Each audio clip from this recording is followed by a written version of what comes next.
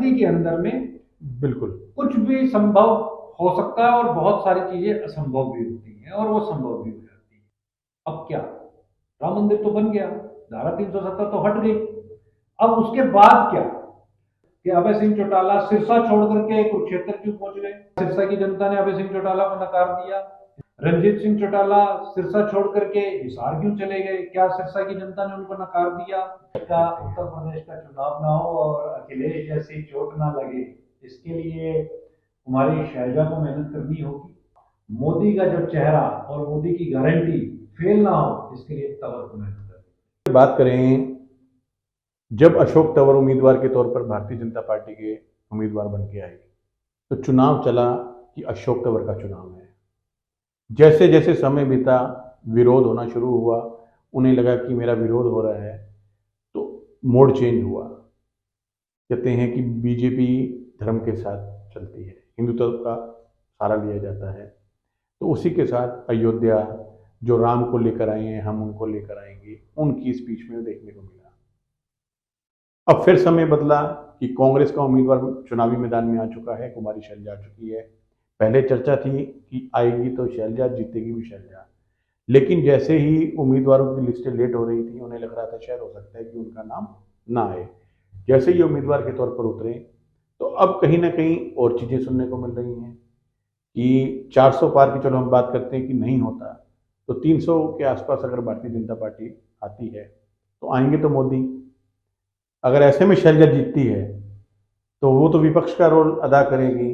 तो ये जो चीज़ें तमाम जो है भारतीय जनता पार्टी की ओर से जो है बाजार में छोड़ी जा रही हैं, उसको वेव छोड़ा जा रहा है, तो उस वेव में मतदाता जो है वो अपने आप को कैसे देख रहा है? देखिए, आपने यहाँ पे दो तीन चीज़ें देख मिक्स सकते की हैं। हैं। ठीक है जी, मैं एक एक करके आता हूँ। जी, पहली बात आपने की कि जब अशोक तंवर को भारतीय जनता पार्टी की टिकट मिली तो पहले ये अशोक तंवर का चुनाव था, फिर उसके बाद ये भारतीय जनता पार्टी का या मोदी का चुनाव हो गया। देखिए, मैं आपको ये स्पष्ट कर दूं कि भारतीय जनता पार्टी को ये पता है कि हमने ये भी चुनाव जो है मोदी के चेहरे पर लड़ना है, और भारतीय जनता पार्टी सिर्फ और सिर्फ मोदी के चेहरे के ऊपर ही ये चुनाव लड़ रही है। इसीलिए मोदी का परिवार ये कैंपेन चलाया गया। एक बात। दूसरी चीज, आपने अभी हाल फिलहाल के अंदर देखा होगा कि मध्य प्रदेश में क्या हुआ, मुख्यमंत्री का चेहरा बदला। राजस्थान में क्या हुआ, मुख्यमंत्री का चेहरा बदला।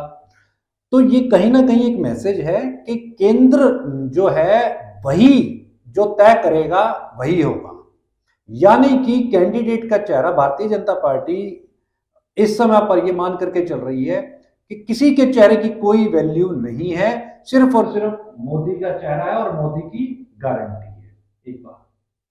दूसरी बात आपने की कि विपक्ष के तौर के ऊपर पे शैलजा आएगी, ये भी आप कैसे कह सकते हो? तो रिजल्ट आने में, रिजल्ट तक हमें इंतजार करना पड़ेगा। और रिजल्ट तक हमें कहां पर इंतजार करना पड़ेगा? रिजल्ट 4 जून को आएगा, तब हमें पता चलेगा। देखिए, हमें एक चीज बड़े ध्यान देने वाली है। आप पिछली 2 सरकारें जो बनी भारतीय जनता पार्टी की, तो जो वोट बैंक था वो 40% के आसपास था, यानी कि 60% पब्लिक मोदी के अगेंस्ट थी। तो इसलिए ये कहना कि मोदी सरकार को हराया नहीं जा सकता या मोदी सरकार को गिराया नहीं जा सकता, एक तो ये मिथ है, इस मिथ को निकाल देना चाहिए। क्योंकि राजनीति के अंदर में कब कहां पे किसका पासा पलटेगा कोई नहीं कह सकता। क्या 2014 के अंदर ये आंकलन लगा सकते थे कि क्या कांग्रेस, जिस समय कांग्रेस सत्ता में थी तो सभी को दिख रहा था कोई कि भारतीय जनता पार्टी के पास में कोई फेस नहीं, तो भाई कांग्रेस ही आएगी। तो आपको ये समझना होगा कि राजनीति के अंदर में बिल्कुल कुछ भी संभव हो सकता है और बहुत सारी चीजें असंभव भी होती हैं और वो संभव भी हो जाती है। तो मोदी को हराना, इंदिरा गांधी जिस समय पर थी प्रधानमंत्री, क्या किसी ने सोचा था इंदिरा गांधी चुनाव हारेगी? इंदिरा गांधी ने भी चुनाव हारा, बिल्कुल फेस किया उसको। क्या इस चीज को क्या फेस, देखिए चुनाव के अंदर में जब आप जनता की नब्ज को पकड़ लेते हो और फिर उसके ऊपर पे एक्ट करना। देखिए, आप भारतीय जनता पार्टी इस समय पर 2 या 3 मुद्दों के ऊपर पे चुनाव लेकर के आगे बढ़ रही है। पहला है मोदी का स्पेस, दूसरा है सनातन धर्म, तीसरा है राम मंदिर। अब अगर इसका हम आंकलन करें एक एक स्टेप बाय स्टेप, तो मैं नीची सीढ़ी से चलता हूं। राम मंदिर बन चुका है, अब राम मंदिर बनने के बाद व्हाट नेक्स्ट? अब क्या? राम मंदिर तो बन गया, धारा 370 तो हट गई, अब उसके बाद क्या? जो आम पब्लिक है, जब वो, आप देखिए, जब हमारे पास में कोई चीज नहीं होती ना, तब हम उसके पीछे दौड़ते हैं और उसको पकड़ते हैं, और जब हमारे पास वो चीज आ जाती है तो उसकी अहमियत खत्म हो जाती है, कम हो जाती है। ये जनरल फेनोमेना है। तो विकसित भारत का नारा दे तो दिया। देखिए, शाइनिंग इंडिया का तो नारा दिया था, विकसित भारत का भी जो नारा दिया है, अब उसके ऊपर पे क्वेश्चंस है, बहुत सारी चीजें हैं। विकसित भारत की तरफ आप बढ़ रहे हैं, इसमें कोई दो राय नहीं है। आपने अंतर्राष्ट्रीय जो छवि है भारत की, वो सुदृढ़ की है, ये एक मेजर फैक्टर मोदी की फेवर में जाता है। दूसरी चीज यहाँ पर जो दिखाई देती है, वो ये दिखाई देती है कि जब आप पार्टी से ऊपर उठ जाते हैं, तो वो कहीं ना कहीं सबके लिए एक अलार्मिंग सिचुएशन क्रिएट करता है, और वहां पर आदमी अपने आप को अनकंफर्टेबल महसूस करने लगता है। तो वो अनकंफर्टेबिलिटी हो सकता है कि भारतीय जनता पार्टी के उन नेताओं के अंदर भी हो, ये आप और मैं अभी नहीं देख सक पा रहे।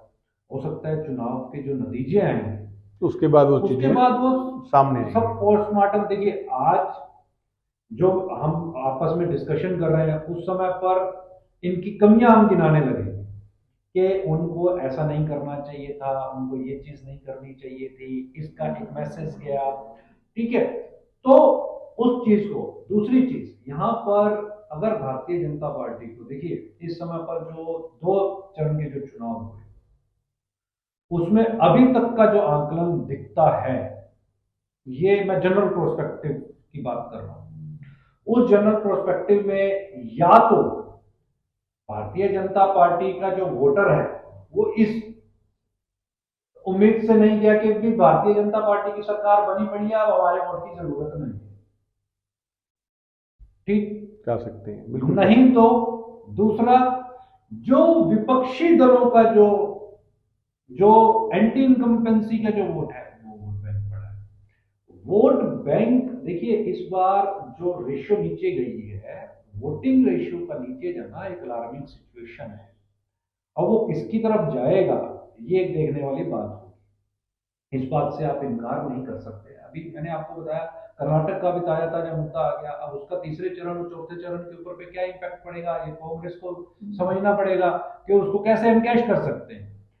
बयानबाजियां जहां पर आ रही हैं, उन बयानबाजियों के ऊपर पे मुद्दे आप किस तरीके के उठाने जा रहे हो, उन मुद्दों के ऊपर पे आप स्किल इंडिया लेकर के आए, आपने स्टार्टअप्स दिए, बहुत बढ़िया है, बहुत अच्छा जा रहा है।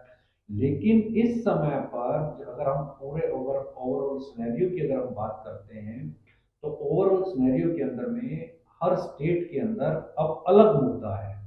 आप अगर स्टेट वाइज अगर अब आप घूमने लगेंगे, तो आपको हर जगह पे, हर स्टेट के अंदर में अलग एक मुद्दा दिखाई देगा। अब इस समय पर जो मुद्दे दिखाई दे रहे हैं, हरियाणा की अगर हम बात करें, एग्रीकल्चर, अभी आप देखिए कि एक बार फिर से किसान यूनियन ने ये कह दिया कि हम इलेक्शन से पहले धरना देंगे, ठीक है। अब शंभू बॉर्डर के ऊपर इकट्ठा होंगे, अब वापस से शंभू बॉर्डर के ऊपर इकट्ठा होंगे का मतलब है एक मैसेज जाएगा, नेगेटिव कैंपेनिंग, अपने एक आप नेगेटिव कैंपेनिंग, बीजेपी के अगेंस्ट माहौल तैयार करने की एक कोशिश है। तो कहीं ना कहीं, हाँ, इस बात से इनकार नहीं किया जा सकता कि इस समय मैदान के अंदर में 2 पार्टियां हैं, कांग्रेस और बीजेपी। जनता इस समय पर यह देख रही है कि वो बहुत साइलेंट वोटर भी है। अब साइलेंट वोटर या तो वोट डाल ही नहीं जा रहा, वो कन्वर्जन नहीं हो रही, दूसरा मैसेज लाउड नहीं कर पा रहे। एक सबसे बड़ी इंपॉर्टेंट बात पता है क्या है? देखिए, भारतीय जनता पार्टी कहती है कि हम 80 करोड़ परिवारों को राशन दे रहे हैं, और हम विकसित भारत की तरफ जा रहे हैं, और हम देश को एक विकासशील रथ के ऊपर पे अब बिठा करके आगे ले जा रहे हैं। यानी आप अगर 80 करोड़ परिवारों को राशन दे रहे हैं, देखिए जरा इसको ध्यान से समझिएगा, ये एक एनालिसिस है कि अगर आप 80 करोड़ लोगों को मुफ्त अनाज बांट रहे हैं तो इसका मतलब ये हुआ कि 80 करोड़ परिवार गरीबी रेखा से नीचे रह रहे हैं। इसका मतलब क्या हुआ? तो वो आप पे निर्भर है। इसका मतलब तो ये हुआ कि 80 करोड़ परिवार आज भी गरीबी रेखा से नीचे हैं, लेकिन विपक्ष इसको मुद्दे को एनकैश नहीं कर पा रहा। ठीक है, कहीं ना कहीं उनकी स्ट्रेटेजी के अंदर भी ये कमी दिखाई देती है। दूसरी चीज, आज से 2 साल के पहले तक जो विपक्ष था वो सनातन के तोड़ को देख कोशिश कर रहा था कि उसका क्या तोड़ निकल सकता है। देखिए राजस्थान में क्या हुआ, छत्तीसगढ़ में क्या हुआ। अभी आपने कहा कि शैलजा कुमारी अगर यहां से जीत जाती हैं, जो इस समय पर हवा है, ठीक है, अगर जीत जाती हैं लेकिन सरकार तो मोदी की आती है। हाँ, और सरकार, देखिए दोनों ही केसेस हैं। मैं आपको बड़ा एक उदाहरण देता हूं। अभी जब उत्तर प्रदेश के अंदर में जब विधानसभा के जो चुनाव हुए, उस समय पर अखिलेश की बहुत हवा थी कि अखिलेश चीफ मिनिस्टर बनने जा रहे हैं। पहले 2 चरण तक के जो चुनाव थे वो अखिलेश के बिल्कुल फेवर में थे, लेकिन उसके बाद हवा बदली और वो पूरी हवा भारतीय जनता पार्टी की तरफ चली गई। और अब यहां पर अगर कांग्रेस को मैदान में डटे रहना है तो उस हवा को, जो क्रिएटेड हवा है, उस हवा को तब्दील करना होगा वोट बैंक में। अगर शैलजा कुमारी इस समय पर अपनी बनी हुई इस जमीन को, इस हवा को वोट बैंक में कन्वर्ट करने में कामयाब होती हैं, तभी वो सीट निकाल पाएंगे, अन्यथा हवा में रह जाएगी। हवा में ही रह जाएंगे। तो ये चीज जो है, ये बड़ा प्रोस्पेक्ट जो है वो देखना पड़ेगा। इस तरीके के बहुत सारे ऐसे उदाहरण हैं जो, देखिए बड़ी पार्टीज, कई बार क्या होता है कि एक समय था जब भारतीय जनता पार्टी सिर्फ 2 मेंबर पार्लियामेंटेरियन के साथ में चुनाव में पहुंची थी, और आज 300 से ज्यादा उसके सांसद हैं। सत्ता के अंदर में कब कहां पे क्या परिवर्तन आएगा ये कोई नहीं कह सकता। यहां पर आप अपनी बात को जनता तक कितने मजबूती के साथ पहुंचा पाने में सक्षम होते हैं और आप जनता के दिलों में कितनी मजबूती के साथ अपनी पैठ बना पाने में सक्षम होते हैं, उस बात के ऊपर निर्भर करेगा। अब दोनों तरफ देखिए, अशोक तंवर, इसमें कोई दो राय नहीं है, उनका जो पास्ट एक्सपीरियंस है, वो युवा नेता रहे, इसके साथ में उसके बाद उनके पास में पार्लियामेंटेरियन का जो एक्सपीरियंस है, इसके बाद उन्होंने काफी चुनाव लड़े, मैदान के ऊपर पे काफी उन्होंने मेहनत की। उन्होंने, जब वो आप आम आदमी पार्टी के साथ में थे तो मैंने उनको देखा, जब उन्होंने यात्राएं की, लोग काफी उनके साथ में जुड़े और प्रभावित भी थे। अब उस जमीन को कितनी मजबूती के साथ यहां पर भी स्टैंड कर पाने में कामयाब होते हैं, ये उनकी खुद की स्ट्रेटेजी, जो उनकी स्ट्रेटेजी होगी। ऐसा ही माहौल शैलजा को भी लाना होगा अगर शैलजा कुमारी को वापसी करनी है। देखिए शैलजा कुमारी 20 साल आउट रही, ये कोई मैटर नहीं करता, ये सभी के साथ। सुरेश जी, लेकिन इसमें एक और चीज भी है, शैलजा अंबाला से भी नाम आता था जी, और अब कंपेनिंग के अंदर विपक्ष, खासतौर से अगर बात करें, जो भारतीय जनता पार्टी के उम्मीदवारों के या कार्यकर्ताओं की बात करें, वो कहते हैं कहीं ना कहीं अंबाला ने तो शैलजा को नकार दिया, तभी उनको यहाँ आना पड़ा। देखिए मैं फिर इसके ऊपर पे आपको कहूंगा, नकारा या नहीं नकारा। अब मैं अगर आपको ये कहूं कि अभय सिंह चौटाला सिरसा छोड़ करके कुरुक्षेत्र क्यों पहुंच गए, क्या सिरसा की जनता ने अभय सिंह चौटाला को नकार दिया? इसका मतलब तो ये नहीं हुआ। रणजीत सिंह चौटाला सिरसा छोड़ करके हिसार क्यों चले गए, क्या सिरसा की जनता ने उनको नकार दिया? तो हाईकमान का आदेश कहेंगे कि जो आदेश हुआ। देखिए मेंबर पार्लियामेंट, देखिए जो ऊपर जो आपको अगर याद होगा, क्योंकि आपने बड़ी क्लोजली इसको मॉनिटर भी किया होगा, जिस समय पर नाम अनाउंस नहीं हुए थे तब भी ये हवा थी। और जो ऊपर का जो नेतृत्व होता है वो कहीं ना कहीं से डाटा को कलेक्ट करता है, उस डाटा के कलेक्ट करने के बाद में वो उतारता है। अब एक बात बताएं आप, राहुल गांधी को क्या जरूरत पड़ी है वायनाड जाकर के चुनाव लड़ने की? प्रियंका गांधी का नाम रायबरेली से आ रहा है, क्या जरूरत है? अब राहुल गांधी का नाम फिर से अमेठी के साथ भी आ रहा है, लेकिन अब प्रियंका गांधी का नाम भी जुड़ गया कि वो अमेठी से चुनाव लड़े। देखिए, कौन आदमी कहां से चुनाव लड़ेगा, मेंबर पार्लियामेंटेरियन का चुनाव है, ये विधायक का चुनाव नहीं है कि वहीं का लोकल जो लीडर है वो आएगा। विधान जो संसद का जो चुनाव है वो ऊपर से लड़ा जाता है। पार्टी आपके कैंडिडेट को कहां से उतारती है उसकी हवा के ऊपर पे डिपेंड करता है। क्या मोदी, अब आप, मैं एक बहुत बड़ा उदाहरण देता हूँ आपको, मोदी जी का ही उदाहरण देता हूँ। पहली बार वो भी तो बनारस से चुनाव लड़े ना, गुजरात से आए, गुजरात से आकर के उन्होंने बनारस में चुनाव लड़ा, पहली बार लड़ा ना।